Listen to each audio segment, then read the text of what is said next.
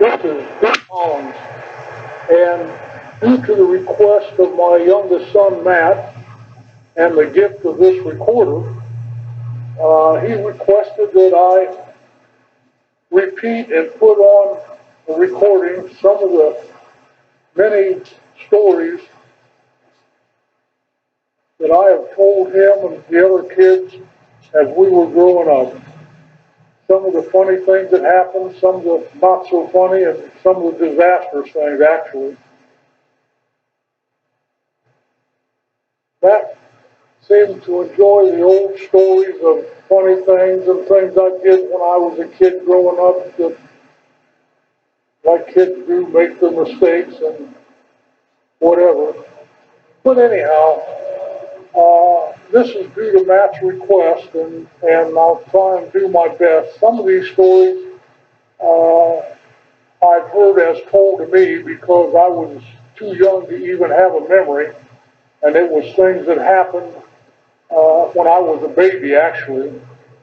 So we'll start out with where I was born, and that was in Amherst, Ohio, on February 14th, Valentine's Day, 1939. Oh, what a day for my parents. And as I recall, and has been told to me, my dad used to stop at his favorite watering hole and have a beer or three. And it appears that he went to visit my mom in the hospital when she was recovering from me, and I guess he probably visited me too. But anyhow, he stopped at his favorite watering hole on Route 6 and 2 that runs right along Lake Erie in Lorain County. And he stopped there to have a beer.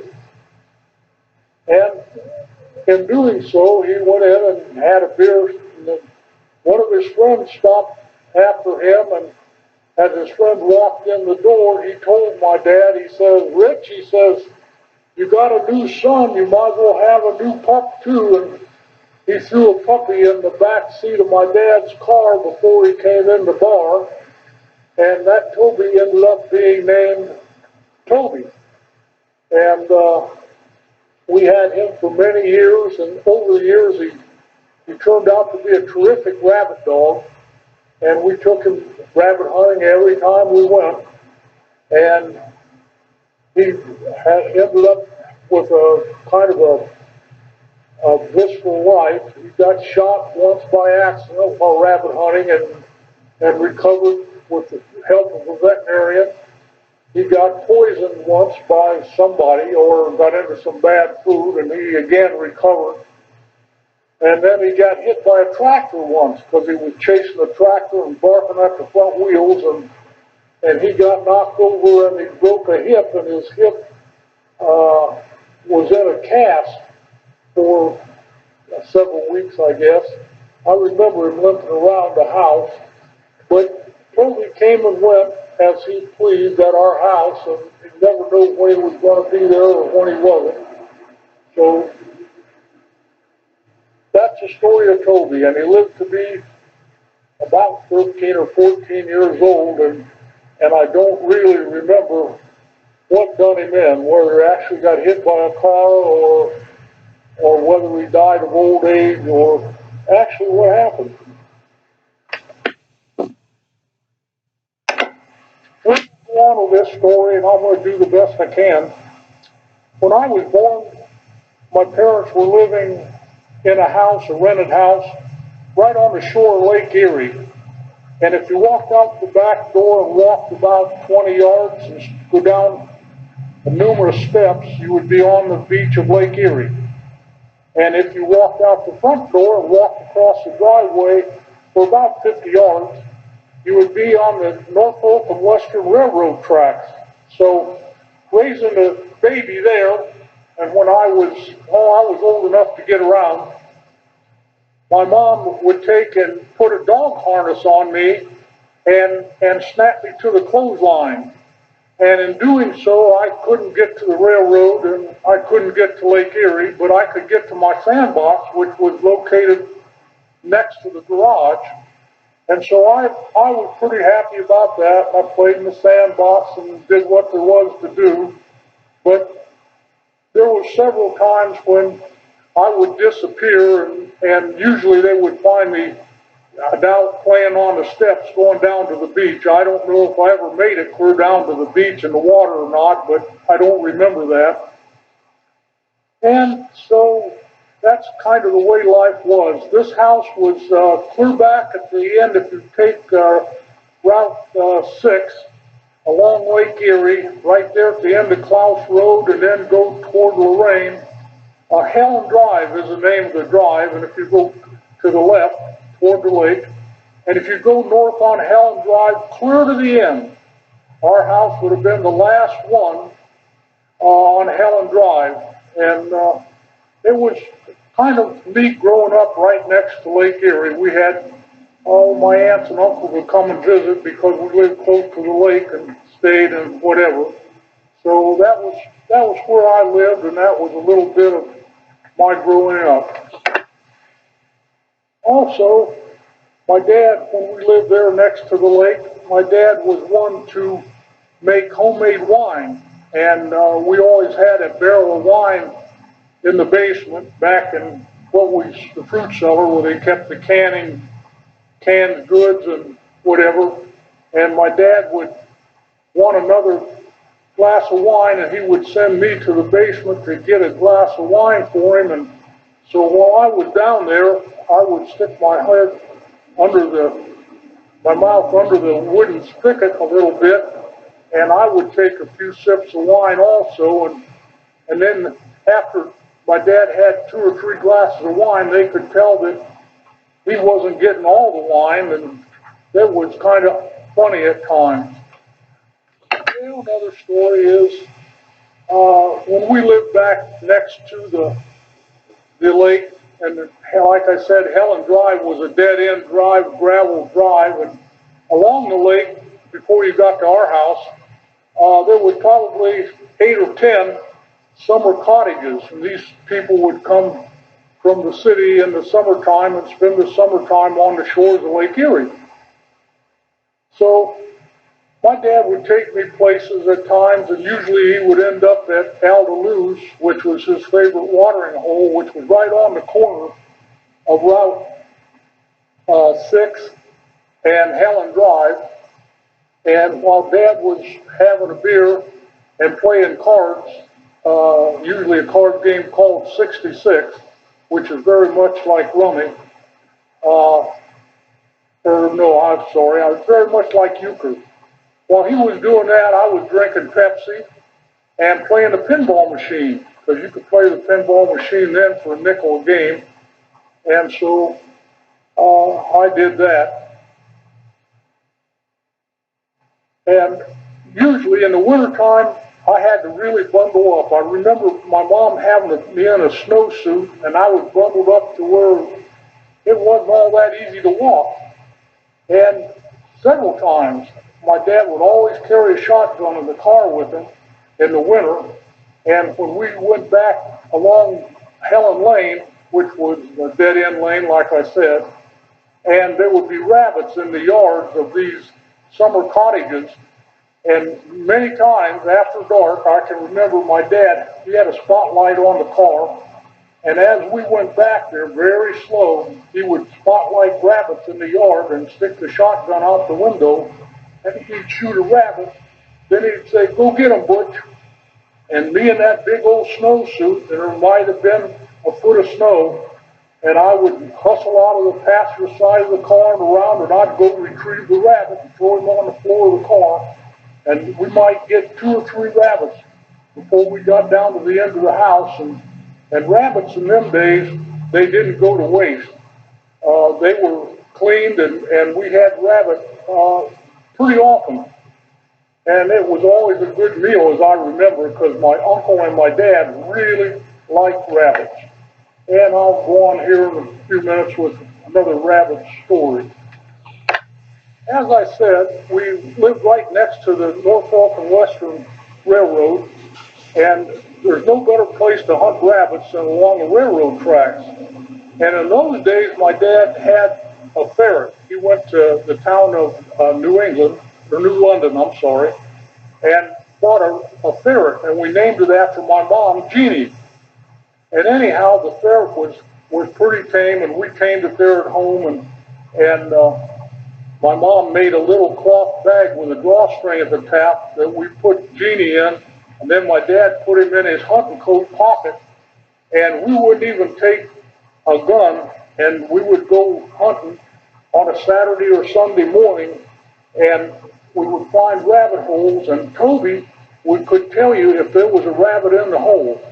And if Toby said there was a rabbit in the hole, then we would locate all the rabbit holes right in that area, and my dad would take off his hunting coat, and he would plug one hole, and then I would take off my coat, and I would plug one hole, and then I would put my feet down a hole that stopped the rabbit, and then my dad would leave one hole open where the rabbit could actually get out, and then we would put Jeannie in the hole. And when Jeannie went down the hole, it wasn't long until the rabbit was going to come out.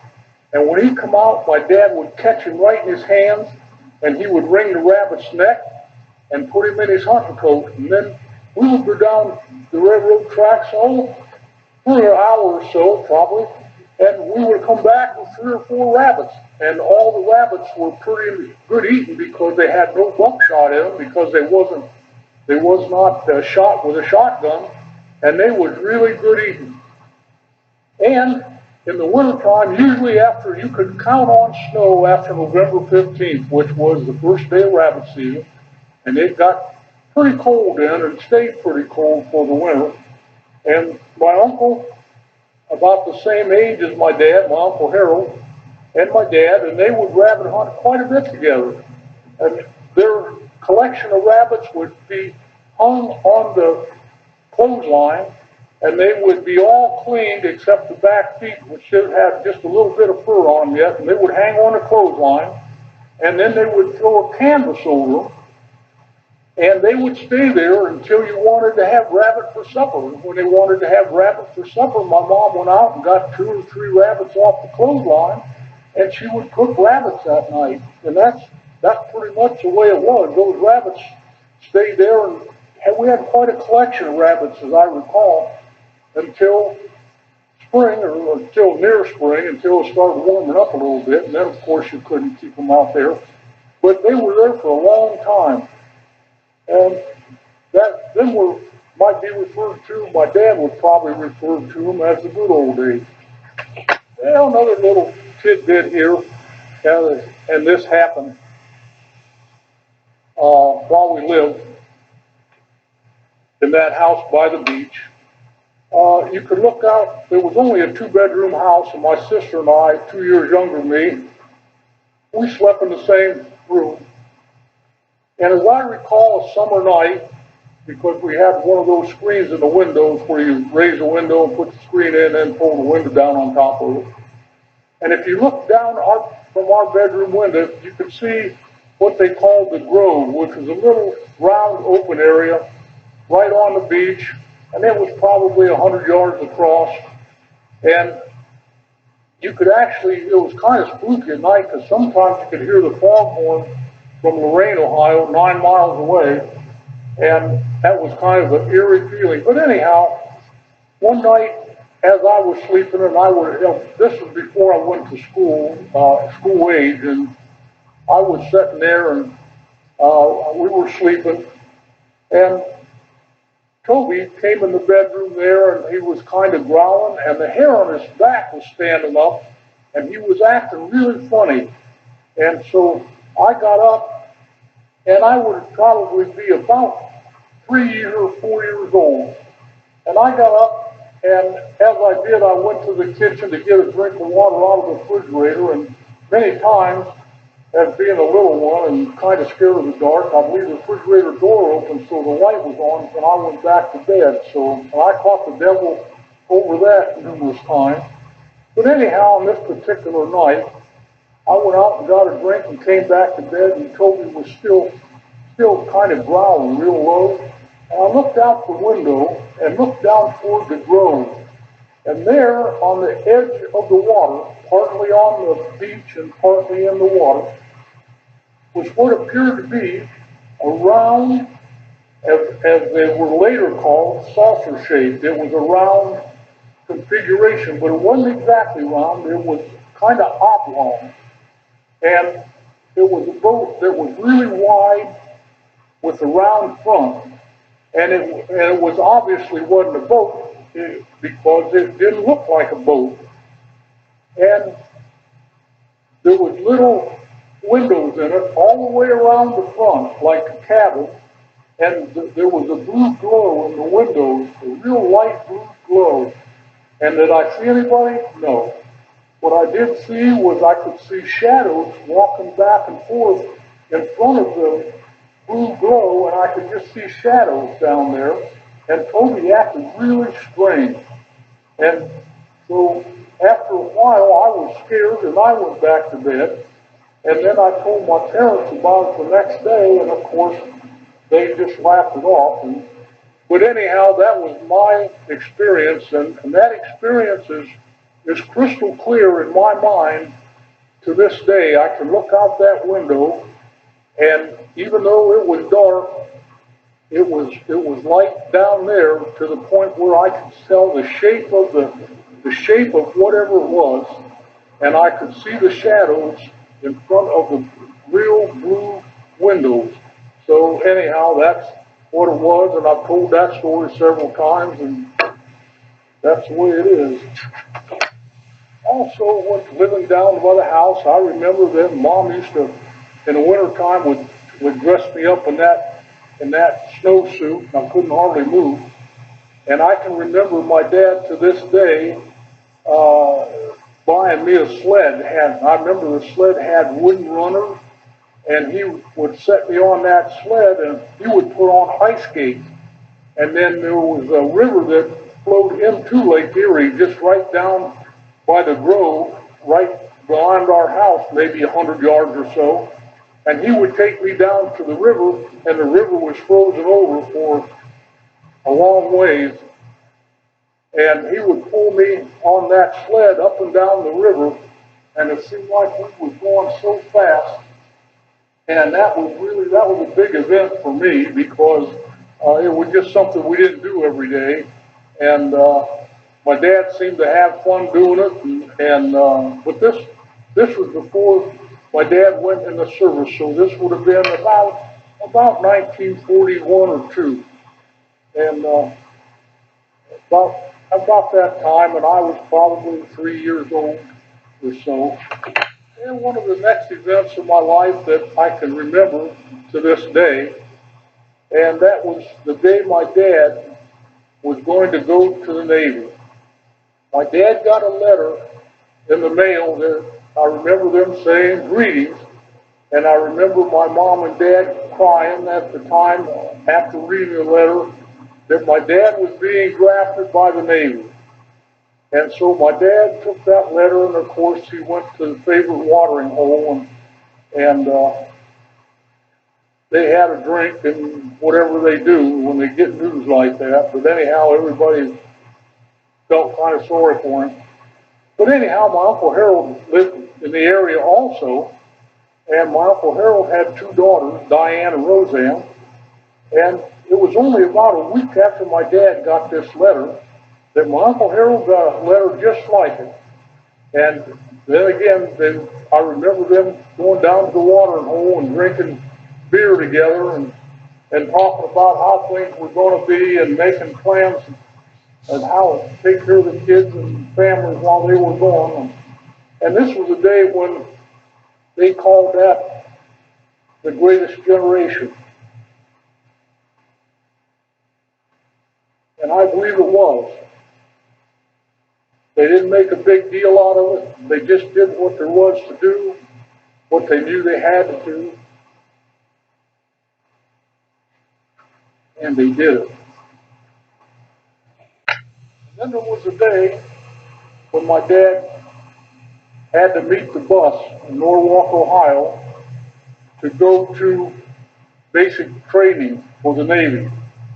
And I remember my grandma and my grandpa and my mom and my sister and I going to Norwalk so my dad could catch the bus to go to I think it was Great Lakes, Illinois. I'm sure that's where he did the basic training.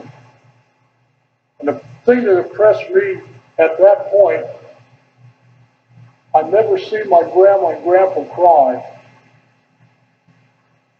And at that point in my life, I couldn't understand why adults were crying. And, you know, as it turned out later in years, I certainly could understand. And so that was when they seen my dad off to basic training at Great Lakes, Illinois. Also, while we lived at the house there next to the lakes, and this was again was before my dad went in service, my dad had a 44 four-door sedan, and he was pretty proud of that car. And we had a garage there, two-stall garage. And one evening when my dad, the car was sitting out in the driveway right in front of the garage, and my dad was going to pull the car in the garage for the night, and me, which was trying to always get into things I shouldn't, as my dad got in the car and he pulled the car ahead, I went and jumped on the running board and pulled down on the door handle, and the door handle came open, and I fell backwards, and my dad ran over my foot with the left rear tire of the car and broke the instep of my foot in 4 places. I didn't know that at the time, but that's what happened. And so they picked me up there and was on our way to Vermilion, which was the closest doctor. And they took me to the doctor, and I ended up with a cast on my foot up to just below my knee, as I recall. And I went and hobbled around that and crawled around that and dragged that cast around for a month or so, as I recall. It was long enough that it was really a major inconvenience for a kid that age. So, but it healed up okay, and it healed up over the years to the point where I'm unable to tell which foot it was anymore, but that was one of the events of my life, and that was before I went to school. I would have had to been 3 or 4. Well, another story. While my dad was in basic training, he was in Great Lakes, Illinois, and he got a leave after basic training, but he didn't have enough time to come home. So my grandma Collins sent my mom and me and paid for a bus ticket to go to Great Lakes, Illinois to spend a few days with my dad. And I recall that she also gave my mom a $50 bill to give to my dad when she got there, so that Dad would have a little money while being in the service. And when we got to Illinois, we decided, or my parents decided, that we would go to the zoo one day. And before leaving the hotel room, my mom laid down that $50 bill on the bed and for my dad to pick up. And you know who picked it up and stuck it in his pocket. And so we went to the zoo, and then we came home, and my mom asked my dad, did you pick up that $50 bill that your mom sent for you? And my dad said, well, no, I didn't get it. Well, you know who reached in his pocket and pulled out that $50 bill that I had been carrying around all day. And I felt like a hero then, because I had something that they really wanted. So that's the story of the $50 bill.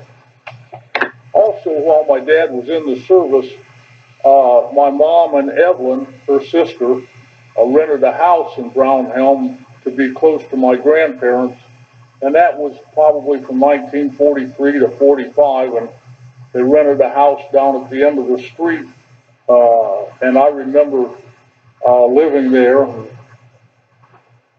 One day we went out, and in the driveway laid a great big, looked to be black snake, and as we learned later on, it was called a blue racer, and My aunt, who lived almost across the street, came over with a 22 rifle and done that snake in, and everybody was happy about that. So when Dad got home from the service, we lived with my grandma and Grandpa Collins for a while till they got squared away, and then eventually Mom and Dad bought a house nearly across the street from my grandparents in Brownhelm Station.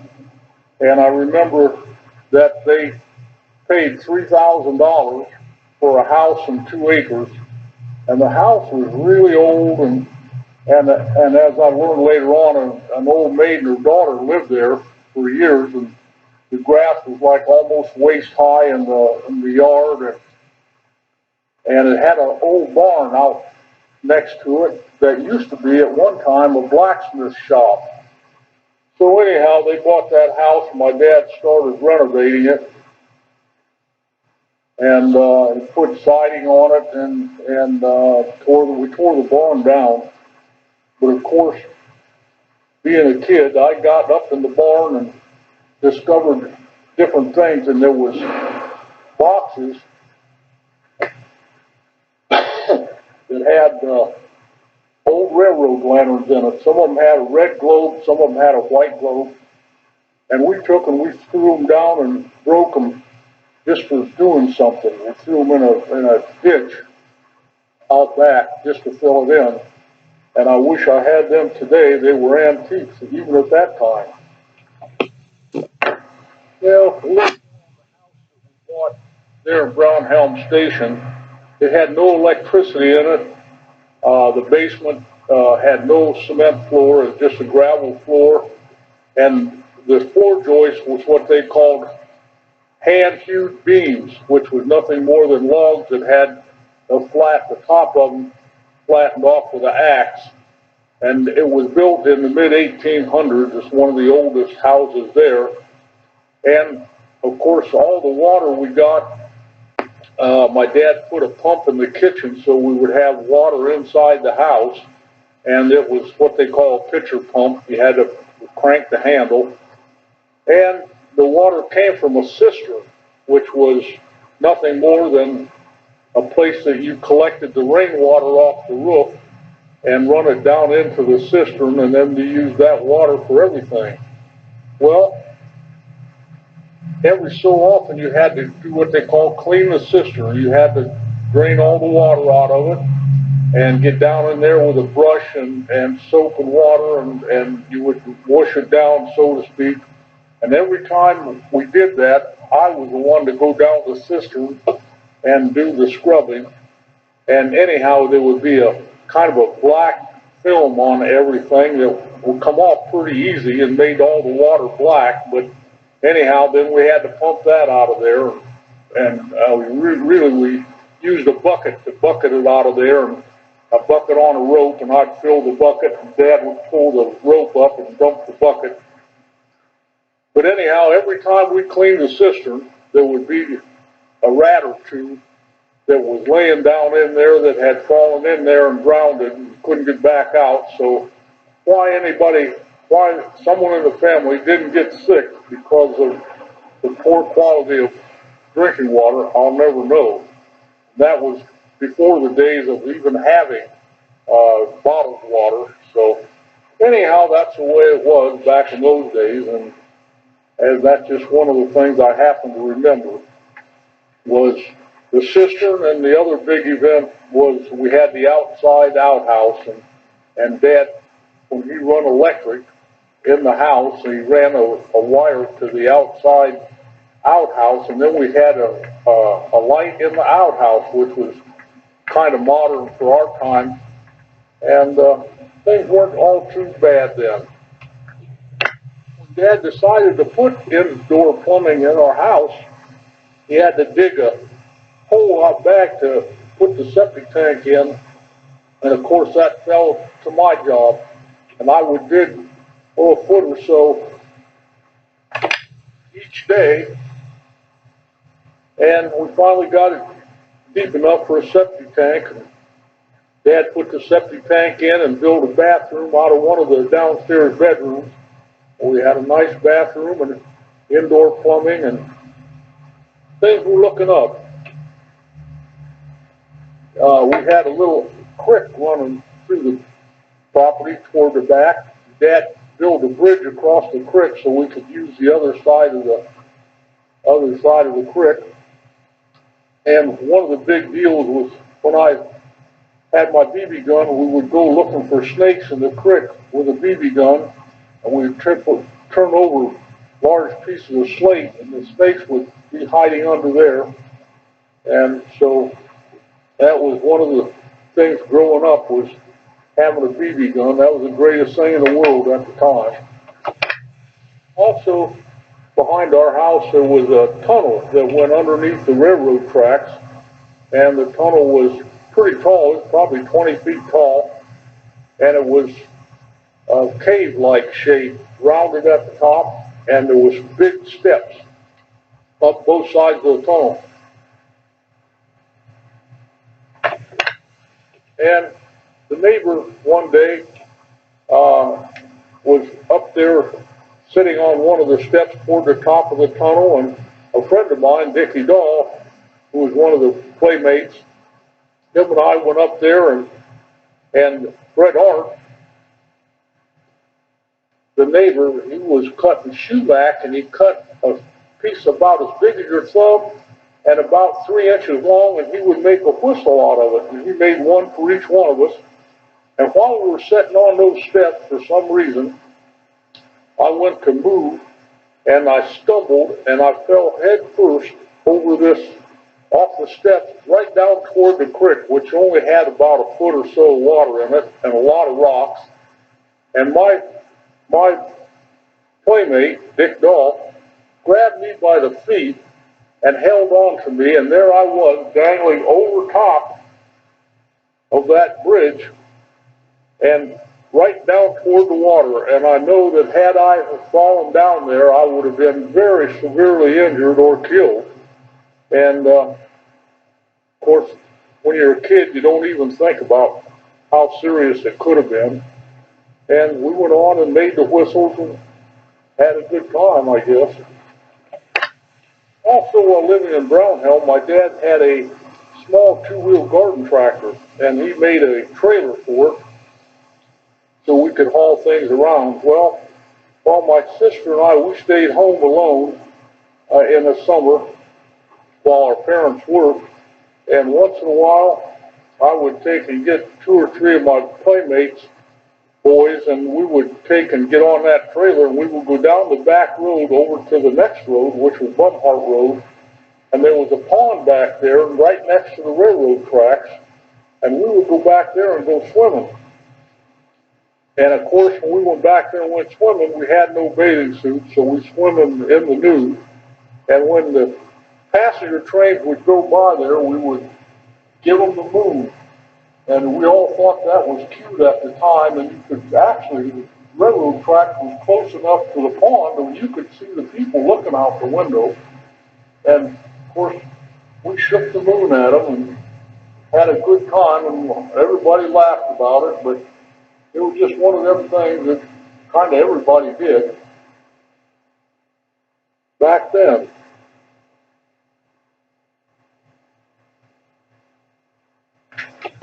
Also, while living in Brownhelm, I always wanted a collie dog, and I was a big fan of the Lassie TV show. And so my parents bought me a collie dog, and I really don't remember where they got it from or how much they paid or anything. But he was a pup, and as he grew up, he grew into a beautiful dog, and I called him Captain. Captain was his name. And he was with me all the time, and he was trained very good.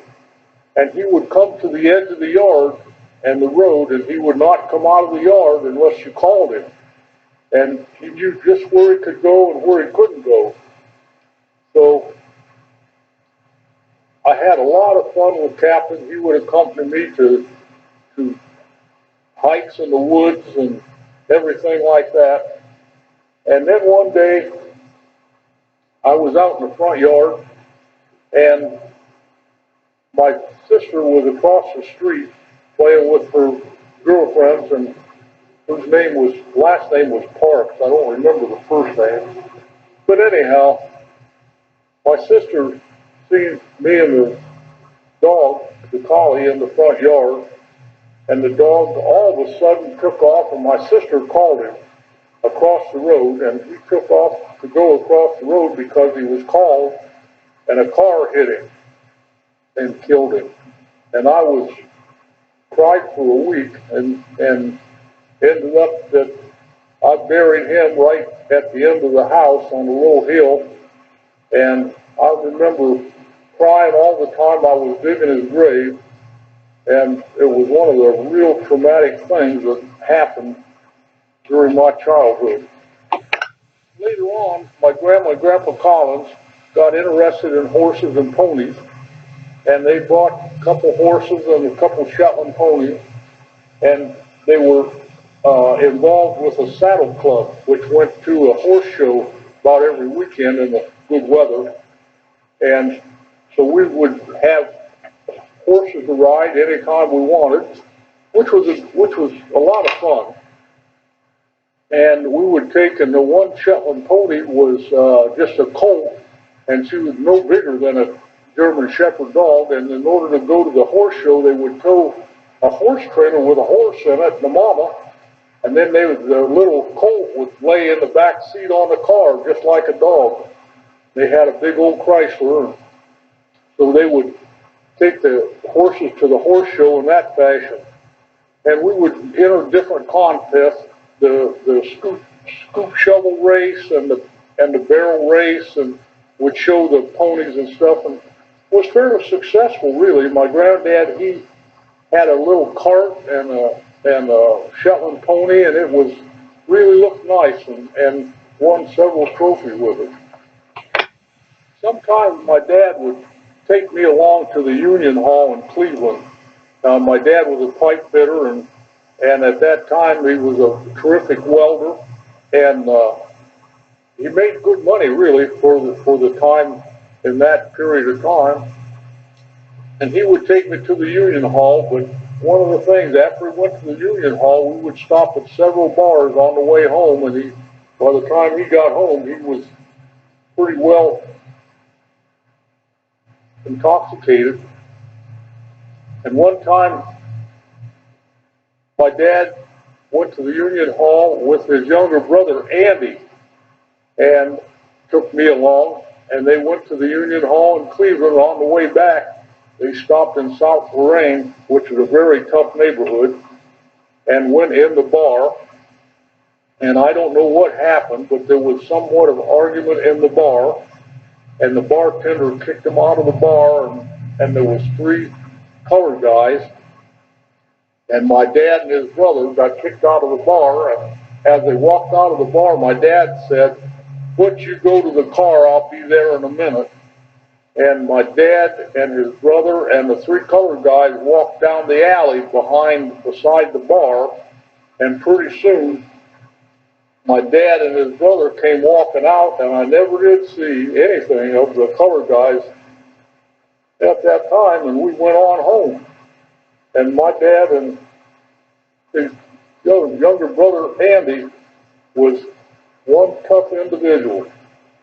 So that's the way that ended up.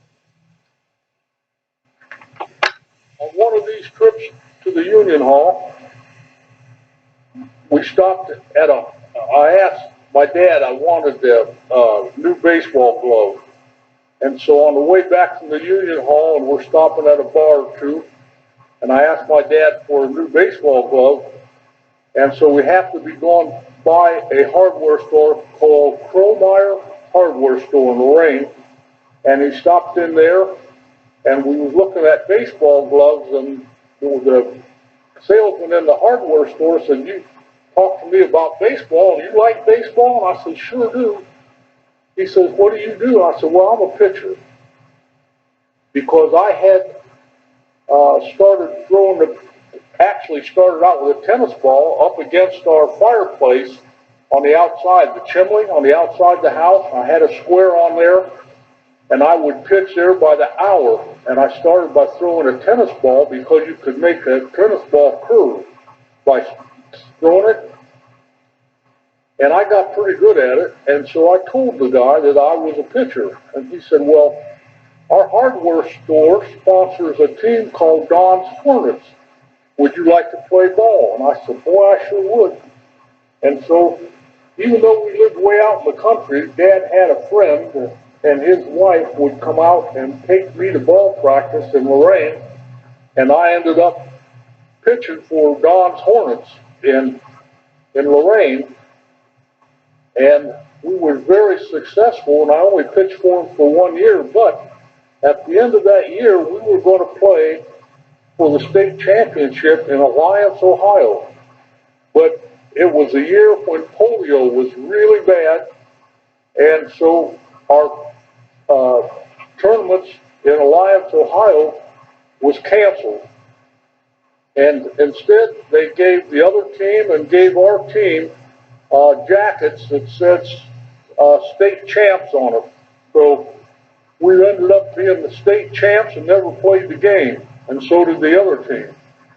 So it was a lot of fun, and I look back and I wish I'd have kept that uniform now because it would have been an heirloom. I guess I was about 11 or 12 years old when Dad bought me my first shotgun, and it was a 410 bolt action 3-shot Mossberg shotgun from Sears, and I thought that was the greatest thing. Well, then, boy, I wouldn't miss a hunting season. And the first day of hunting season, which was November 15th, it was just like a national holiday. Nobody went to school on the first day of hunting season, all those kids that like to hunt. So I'm going to say I was probably 12 years old at the time. And we had Toby the dog, who was a very good rabbit dog. And so we would go rabbit and pheasant hunting, and had a really good time. And at that time, we also had Jeannie the ferret, and it was a time we ate rabbits quite a bit because it was just a thing to do at the time. It was a big deal when Jim, Monty, and Gary would come to visit me up there. They really enjoyed going up to what they called the lakes, and we were down. And Jim was really liked to fish, and so one time when Gary would come up to visit, Gary and I, at that time, my Uncle Harold and my dad had 2 trout lines out of 150 hooks on each trout line, and we had a 12-foot aluminum boat, and they would run the trout line, and they would put rotten shrimp on there. The guy on the front would take the fish off, and then the guy on the back of the boat would take and rebait the hook, and that's what they did. And so my dad told me, he said, you and Gary can go run the trout line today if you feel like it. I said, okay.